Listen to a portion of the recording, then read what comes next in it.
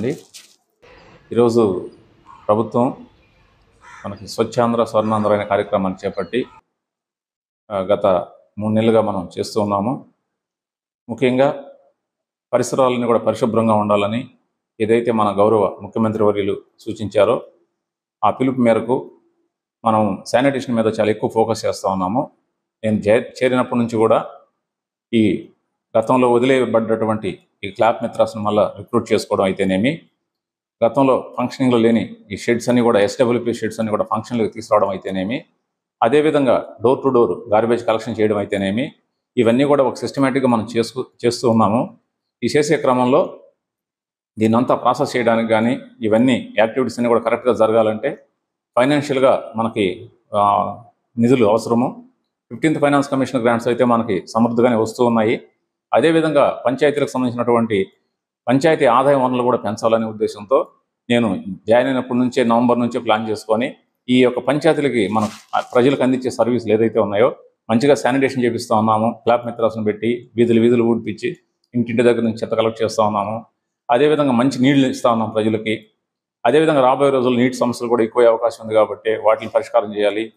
అంతేకాకుండా ఇంకా మనకి రాబోయే రోజుల్లో మరికొంత మెరుగైన సేవలు అంటే ఎలక్ట్రిసిటీ కరెంట్ కానీ స్ట్రీట్ లైట్స్ కానీ ఇవన్నీ కూడా మెరుగైన స్థితిలో ప్రజలకు అందించాలంటే మనకి వనరుల అవసరం కూడా చాలా అవసరం అని చెప్పి గతంలోనే గమనించి నేను చేరినప్పటి నుంచే స్లోగా నవంబర్ నుంచే మనకి రిక్వైర్డ్ ట్యాక్స్ కలెక్షన్ ఎంత ఉందనేది అసెస్మెంట్ చేసుకొని దాని ప్రకారం కలెక్షన్ అనేది మొదలు పెట్టడం జరిగింది.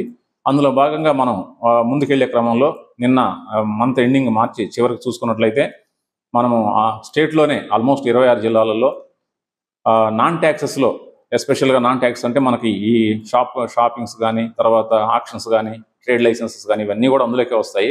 మనకు ఉన్నటువంటి ఉన్న దాంట్లో దగ్గర 95% అమౌంట్ మనం కలెక్ట్ చేసాము. స్టేట్లోనే ఫస్ట్ ప్లేస్లో మనం ఉన్నాము ఆ విషయంలో. ఇక ట్యాక్స్ కలెక్షన్స్ అంటే హౌస్ ప్రాపర్టీస్ ఇవన్నీ కూడా సంబంధించి చూసినట్లయితే ఆల్మోస్ట్ ఇందులో కూడా మనం 86% వరకు కలెక్ట్ చేసి సెకండ్ పొజిషన్లో ఉన్నాము. సో ఇవన్నీ మనకి ఇప్పుడు పంచాయతీలో ఈ నిధులన్నీ కూడా పంచాయతీ అకౌంట్లోనే డైరెక్ట్గా ఉంటాయి కాబట్టి గతంలో లాగా డైవర్షన్ కూడా ఏం లేదు కాబట్టి ఇప్పుడు పంచాయతీలకు సమృద్ధిగా నిధులు ఉన్నాయి కాబట్టి ప్రజలకి సేవలు మరింత మెరుగ్గా మరింత ఆశించిన స్థాయిలో చేయడానికి అవకాశం ఉంటుందని చెప్పి ఈ సందర్భంగా తెలియజేస్తా ఉన్నాను.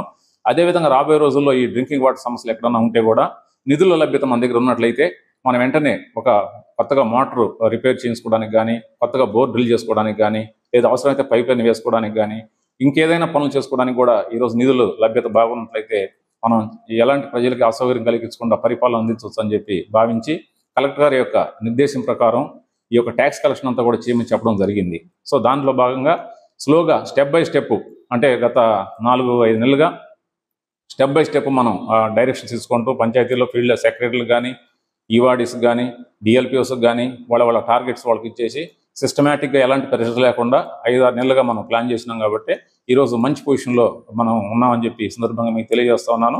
ఇప్పుడు పంచాయతీలో నిధుల లభ్యత పెరిగింది కాబట్టి ప్రజలకు కూడా మంచి సర్వీసులు అందిస్తామని కూడా ఈ సందర్భంగా నేను తెలియజేస్తున్నానండి. Thank you. గౌరవ కలెక్టర్ గారి సూచనల మేరకు ఇంతవరకు మనకి మన సొంత వనరులతోనే నీరు ప్రజలకి స్వచ్ఛమైన త్రాగునీరు అందిస్తూ ఉన్నాము. ఎక్కడికక్కడ ఉన్నటువంటి ఓహెచ్ఎస్ఆర్ ట్యాంక్స్ అన్ని కూడా రిపేర్లు చేస్తూ అవసరమైతే వెంటనే వాటికి వితిన్ 15 రోజుల్లో క్లోరినేషన్ చేపిస్తూ ట్యాంక్స్ క్లీన్ చేస్తూ మంచి నీళ్ళు అందిస్తూ ఉన్నాము. అయితే సమ్మరు రాబోయే రోజుల్లో కొంచెం వాటర్ సమస్య అక్కడెక్కడ వచ్చే అవకాశం ఉంది కాబట్టి కలెక్టర్ గారు అయితే ఎట్టి పరిస్థితుల్లో కూడా అత్యవసరం అయితే తప్పక ట్రాన్స్పోర్టేషన్కి వెళ్ళొద్దని చెప్పారు. అందువలన ముందు మాకు ఉన్న వనరులన్నింటినీ కూడా మనకి అందుబాటులోకి తెచ్చుకొని వాటి ద్వారా మేము నీటి సప్లై చేస్తూ ఉన్నాము. ఒకవేళ ఇంకా రాబోయే రోజుల్లో ఎండల తీవ్రత పెరిగేమని ఇబ్బంది అయితే మనకి టైఅప్ అని అంటే రైతులతో మాట్లాడుకొని ఆ వ్యవసాయ బోర్లతో మేము టైఅప్ చేసుకొని ఆ విధంగా ట్రాన్స్పోర్టేషన్ చేస్తాము. చివరి పరిస్థితుల్లో మరీ ఇబ్బందికరమైన పరిస్థితే ఖచ్చితంగా కలెక్టర్ గారి దృష్టికి తీసుకెళ్లి అక్కడ పంచాయతీ వాళ్ళతో మాట్లాడి అవసరమైన నేపథ్యంలో మాత్రమే ట్రాన్స్పోర్టేషన్ చేయడానికి కూడా మేము చర్యలు చేపడతాము. అదేవిధంగా ఎండాకాలం పెరుగుతోంది కాబట్టి నేను చూస్తాను ఎండల తీవ్రత పెరిగింది. ప్రతి పంచాయతీలో కూడా మండల కార్యాలయాల్లో కూడా చలివేంద్రాలు కూడా ఏర్పాటు చేయమని చెప్పి నేను ఈరోజు కలెక్టర్ గారి సూచనల మేరకు అందరూ పంచాయతీ సిబ్బంది కూడా తెలియజేశాను. రేపటి నుంచి అట్లీస్ట్ మేజర్ పంచాయతీల్లో కానీ మండల హెడ్ క్వార్టర్స్లో కూడా చలివేంద్ర లాంటివి కూడా ఏర్పాటు చేసినట్లయితే ప్రజల అవసరాల కోసం వచ్చినప్పుడు వాళ్ళకి మంచి చల్లని నీళ్ళు ఇచ్చి ఈ ఎండ దెబ్బ తగలకుండా చూసుకోవడానికి కూడా అవకాశం ఉంటుందని చెప్పి ఈ సందర్భంగా తెలియజేస్తున్నాను. ఎలాంటి సమస్యలు రాకుండా వాటర్ సంబంధించి రాబోయే రోజుల్లో ఎలాంటి సమస్యలు రాకుండా మా వైపు నుంచి అన్ని ప్రయత్నాలు కూడా మేము చేస్తామని చెప్పి ఈ సందర్భంగా తెలియజేస్తాను. Thank you.